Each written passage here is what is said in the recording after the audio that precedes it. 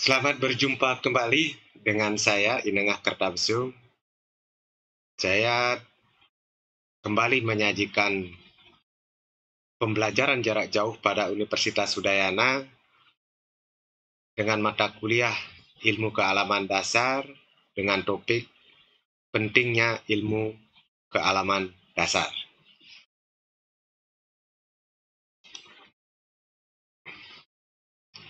Ilmu kealaman dasar pada dasarnya bertujuan untuk meningkatkan rasa kepekaan dan empati sosial, bersikap demokratis yang beradab, menjunjung tinggi nilai kemanusiaan. Nah, kenapa ilmu kealaman dasar diperlukan pada perkuliahan kali ini? Nah, karena ini ingin menciptakan bahwa pada dasarnya manusia itu harus memiliki kepekaan dan empati sosial yang tinggi, sehingga nanti dalam mengelola alam akan lebih bijak. Kemudian, ilmu kealaman dasar di sini juga bertujuan untuk memiliki wawasan terhadap kelestarian sumber daya alam dan lingkungan hidup. Pada dasarnya, kita suatu saat nanti akan selalu berhubungan dengan alam. Baik dalam hal bekerja, baik dalam hal perkuliahan, selalu berhubungan dengan alam. Dan dengan demikian, maka harapan dari mata kuliah ini adalah setiap mahasiswa memiliki wawasan terhadap kelestarian sumber daya alam, baik di lingkungan yang lebih kecil maupun dalam lingkungan yang lebih luas. Dalam lingkungan yang lebih kecil, mungkin dalam keluarga, mampu melestarikan alam, tidak merusak alam, dan menciptakan suasana yang lestari. Kemudian, ilmu kealaman dasar juga memberikan ataupun mencari solusi pemecahan masalah lingkungan hidup secara arif dan bijaksana. Nah, inilah 3 hal pokok dari ilmu kealaman dasar penting diberikan kepada mahasiswa. Nah, pada hakikatnya, ilmu kealaman dasar itu memiliki atau memahami konsep-konsep dasar dalam bidang ilmu pengetahuan dan teknologi sebagai bekal nantinya kalau sudah para mahasiswa itu menyelesaikan studi di perguruan tinggi. Karena mahasiswa sebagai individu maupun sebagai makhluk sosial yang beradab, bertanggung jawab terhadap sumber alam dan lingkungannya.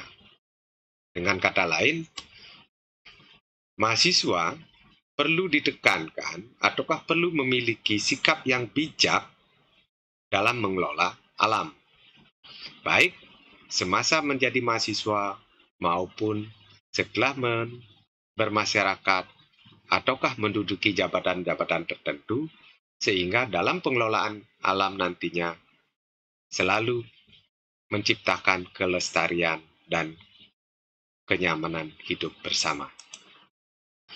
Nah, karena pada dasarnya manusia itu tidak lepas dari lingkungan. Manusia selalu berhubungan dengan lingkungan.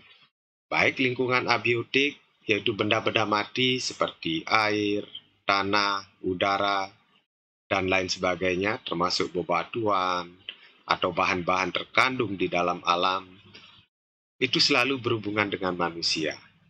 Nah, di samping itu, di dunia ini, di samping juga ada lingkungan abiotik, juga ada lingkungan lainnya. Kami ambil yang paling kecil, itu jasad renik. Jasad renik ini bisa virus, bisa bakteri, lebih besar lagi bisa protozoa, lebih besar lagi bisa parasit, lebih besar lagi binatang-binatang yang kecil yang melata, ataukah mungkin yang lebih besar seperti ukurannya seperti kadal dan lain sebagainya. Kemudian lebih besar lagi ada ayam, lebih besar lagi ada jenis-jenis kambing yang lebih familiar dengan kita. Kemudian yang lebih besar lagi ada sapi, kerbau, dan lain sebagainya. Kemudian di samping berhubungan dengan jasad renik, manusia juga selalu berhubungan dengan tumbuhan.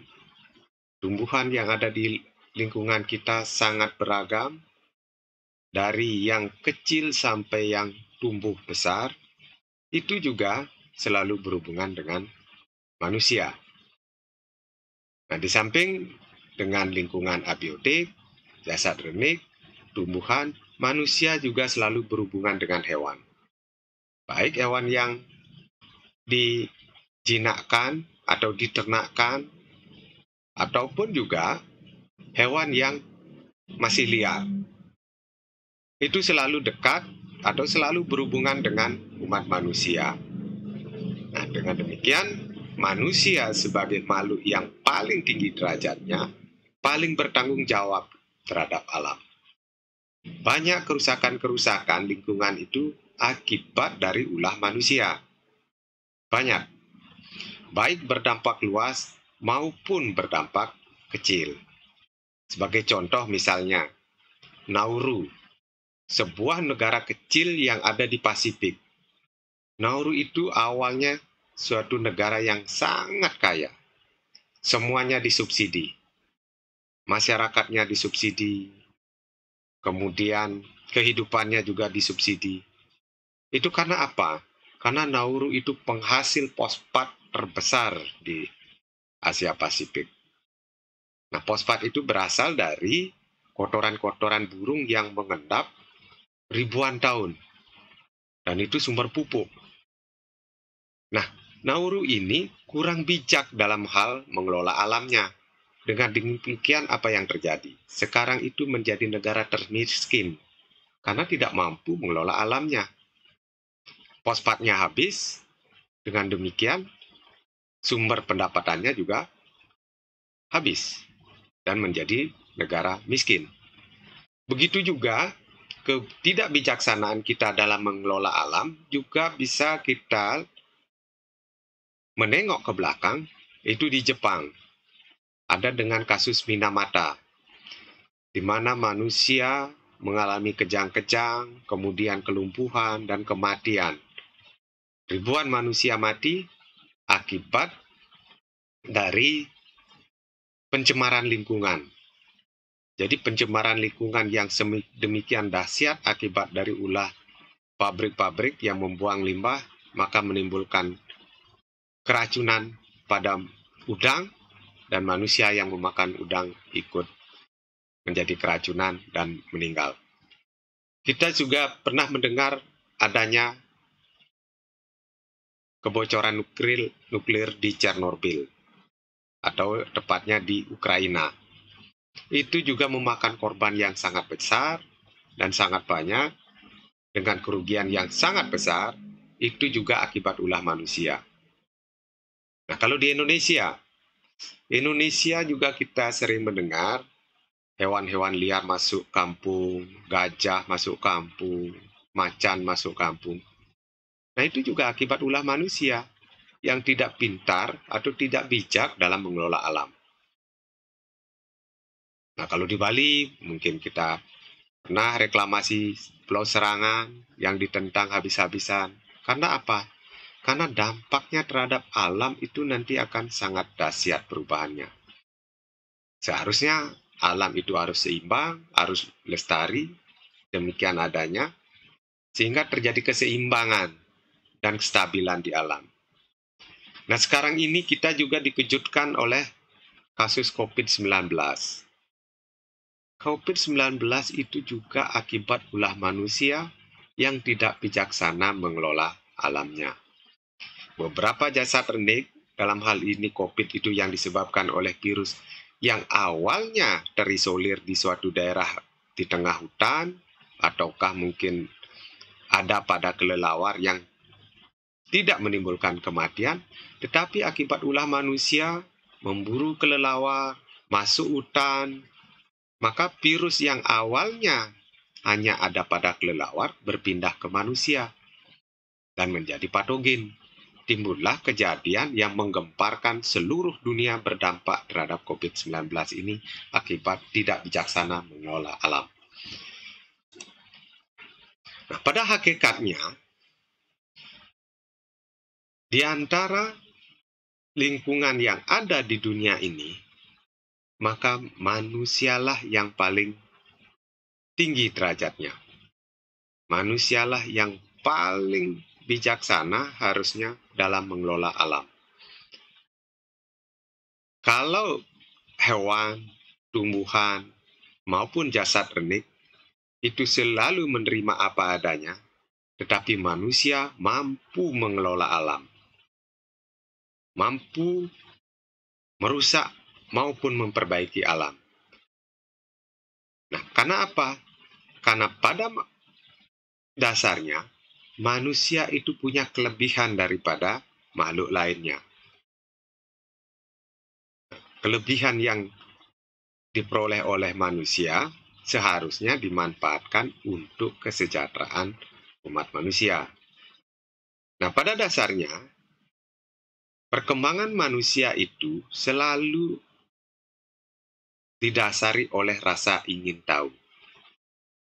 Rasa ingin tahu kemudian akan menimbulkan pengetahuan. Kemudian setelah mendapat pengetahuan, dia akan mengelola alam. Kemudian mempelajari alam dan meningkatkan sehingga berkembang menjadi lebih baik ataukah menjadi lebih buruk. Nah, pada dasarnya begitu manusia dilahirkan dari satu sel menjadi dua sel menjadi 4 sel dan seterusnya sampai berbentuk embrio sampai dengan lahir. Nah, begitulah lahir. Hasrat manusia itu selalu ingin tahu. Selalu ingin tahu, apalagi pada masa-masa perkembangan. Jadi, grafiknya akan kelihatan seperti parabola. Rasa ingin tahu dari kecil, dari bayi hanya merangkak, hanya mau minta susu, dan lain sebagainya. Tetapi begitu tambah dewasa, tambah umur, maka selalu ingin. Pada umur 3-5 tahun selalu menanyakan sesuatu. Apa ini, apa itu, dan lain sebagainya. Kemudian sampai pada puncaknya pada umur dewasa, dan lambat laun akan menurun. Itulah perkembangan manusia. Nah, begitu juga dengan perkembangan dengan otaknya. Semakin dewasa, maka perkembangan otaknya juga akan semakin sempurna. Nah, kemudian lambat laun akan menurun lagi, mengikuti dengan turunnya kemampuan umat manusia. Nah, bagaimana kategori manusia itu? Pada dasarnya, manusia itu dapat dikategorikan menjadi 4. Manusia ada yang tidak tahu dalam ketidaktahuannya. Manusia tidak tahu apa-apa dalam ketidaktahuannya. Kemudian ini yang kurang perlu mungkin kita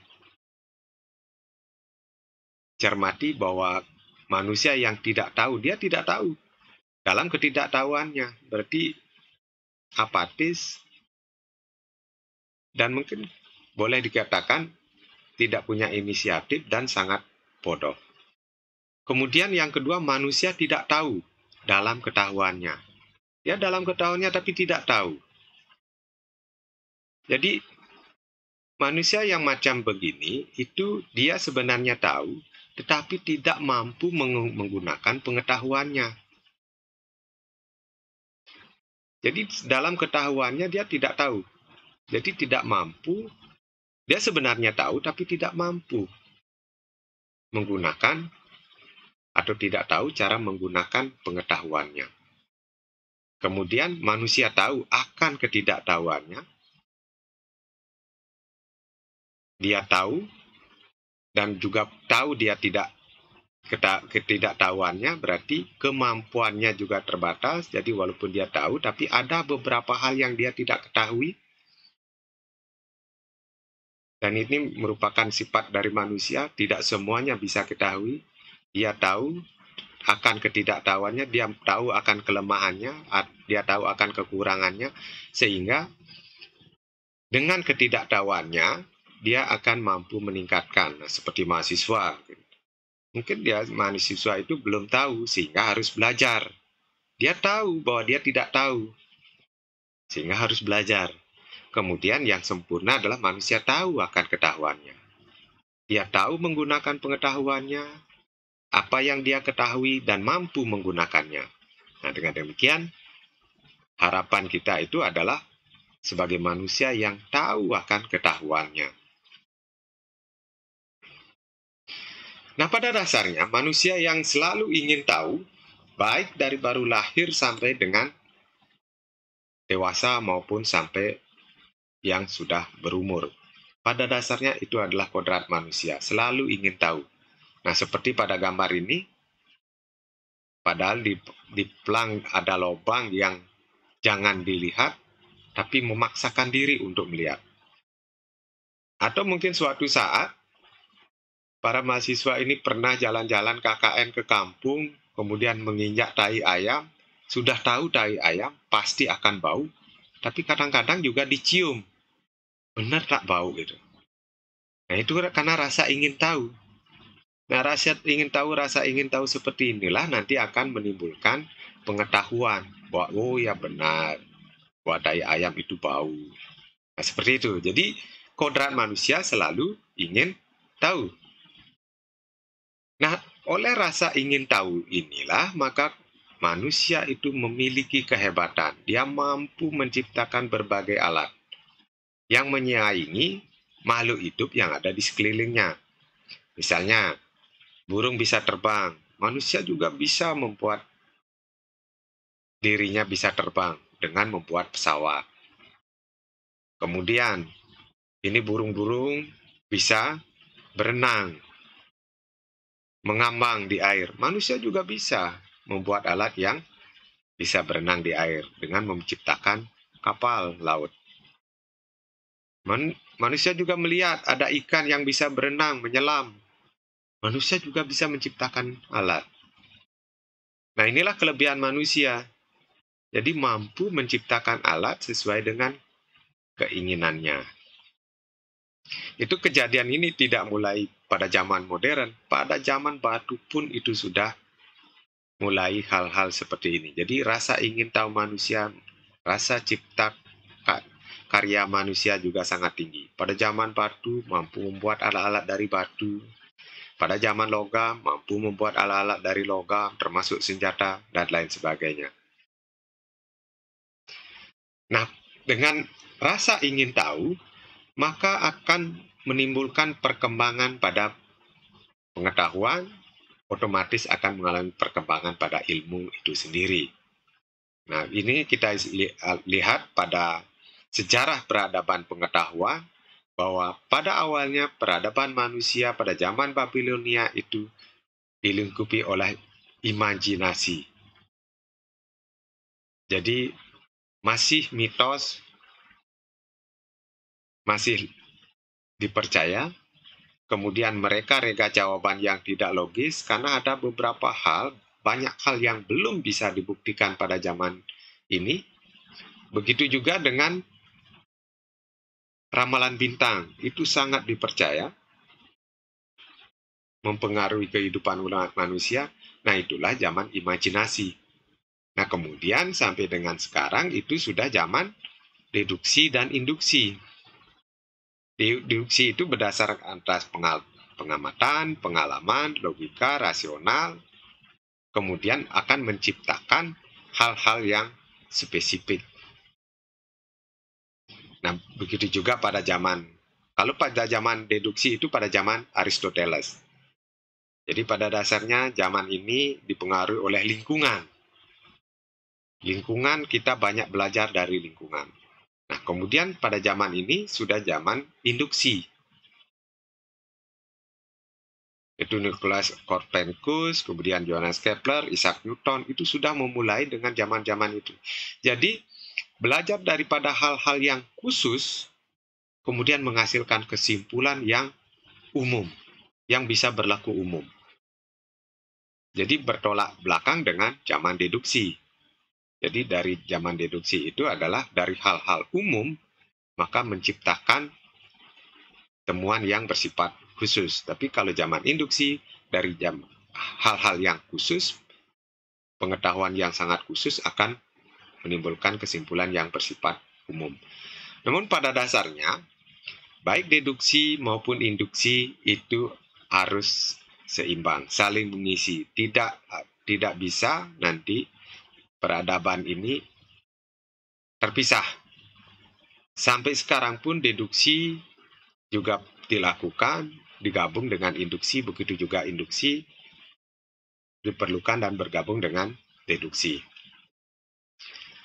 Nah, pada dasarnya pengetahuan adalah informasi yang disadari oleh seseorang. Jadi pada dasarnya, begitu orang ingin tahu akan sesuatu hal, dan begitu dia menyadari bahwa itulah pengetahuan. Begitu dia tahu, maka itulah pengetahuan. Jadi pengetahuan juga dapat diartikan sebagai gejala yang ditemui maupun diperoleh oleh manusia. Pengetahuan, bukan ilmu. Jadi gejala yang ditemui dan diperoleh oleh manusia melalui pengamatan akal. Pengetahuan, jadi tahu dia. Kemudian pada seseorang yang memakai akal budinya untuk mengenal suatu kejadian, belum pernah dirasakan sebelumnya, dapat juga memunculkan pengetahuan. Jadi sesuatu hal yang baru yang dikenalinya akan menciptakan pengetahuan. Nah, seperti pada contoh-contoh di sini, ini pengetahuan kita, ini seperti di alam, kemudian kenapa ini ada buah? Kalau di Bali itu namanya juwet. Kenapa ada juwet? Itu peran dari lebah. Lebah ini akan membawa serbuk sari ke putik sehingga terjadi penyerbukan di sini, maka muncullah buah. Tanpa peran dari lebah ini, maka tidak mungkin akan terjadi buah. Nah, itu sudah diketahui oleh manusia, dan inilah menjadi pengetahuan bagi umat manusia. Nah, pada dasarnya, suatu pengetahuan akan berubah menjadi ilmu jika didekati atau dikerjakan secara terstruktur, kemudian sistematis, maka akan memunculkan suatu ilmu. Nah, seperti ilmu dan pengetahuan itu akan seperti roda. Misalnya kita memiliki ilmu itu dipakai untuk beraktivitas baik dalam aktivitas sehari-hari, kita mungkin bisa menciptakan bom di sini, maka itu dipakai untuk beraktivitas. Jadi kita menciptakan aktivitas, misalnya bagaimana mengelola, kemudian atau mungkin yang kecil-kecil saja, kita mempunyai keahlian dalam hal sehari-hari di lapangan ini membuat bahan-bahan kerajinan tangan. Dengan kita punya ilmu kerajinan tangan, maka kita akan beraktivitas untuk membuat kerajinan tangan tersebut. Nah, dengan aktivitas ini, maka lama-lama dia akan memiliki pengetahuan-pengetahuan. Dan pengetahuan-pengetahuan baru juga terus berkembang. Nah, kalau pengetahuan, misalnya, kerajinan tangan mungkin perlu dikembangkan, perlu diwarnai, warnanya campur begini menjadi begini. Nah, kalau itu dikerjakan dengan metode yang bagus, kemudian sistematis, maka dari pengetahuan yang ada akan berubah menjadi ilmu. Dengan demikian, ilmu itu adalah sumbernya dari pengetahuan yang pendekatannya melalui metode-metode tertentu. Nah, aktivitas dari pengetahuan itu akan menghasilkan metode. Pendekatan pengetahuan dengan metode akan melahirkan ilmu. Dengan demikian, ilmu dan pengetahuan tidak bisa dipisahkan. Jadi satu sama lain saling melengkapi. Pada dasarnya, ilmu itu berasal dari pengetahuan dulu. Pengetahuan yang didekati dengan metode, kemudian menimbulkan aktivitas dan melahirkanlah suatu ilmu. Nah, kalau dengan demikian, ilmu itu merupakan pengetahuan yang diperoleh secara terstruktur dan sistematis. Nah, pengertian ilmu sini adalah ilmu adalah suatu kumpulan yang sistematis dari pengetahuan. Ilmu berarti semua pengetahuan yang dihimpun dengan perantaraan metode ilmiah. Nah, dengan demikian, ilmu itu sudah ada unsur-unsur ilmiahnya, sudah termaknai dalam kaidah-kaidah ilmiah. Kalau belum menggunakan metode-metode ilmiah, tentu belum namanya ilmu. Karena apa? Karena ilmu itu bisa dibuktikan oleh orang lain, bersifat universal, dan bisa dibuktikan oleh orang lain kebenarannya. Dengan cara yang sama, dengan metode yang sama, maka diharapkan hasilnya adalah sama. Dengan demikian, ilmu adalah sistem dari berbagai pengetahuan yang masing-masing mengenai suatu pengalaman tertentu yang disusun melalui sistem tertentu sehingga menjadi suatu kesatuan. Dengan demikian, ilmu merupakan akumulasi dari pengetahuan yang disistematisasi atau disistematiskan. Jadi pendekatannya secara sistematis. Nah, suatu cara yang pendekatan secara sistematis tentu bisa diuji oleh orang lain. Nah, kalau itu benar adanya pengujian oleh orang lain, baru bisa dianggap sebagai suatu ilmu. Nah, demikian yang dapat kami sampaikan. Mudah-mudahan nanti ada manfaatnya, dan jika nanti ingin materi yang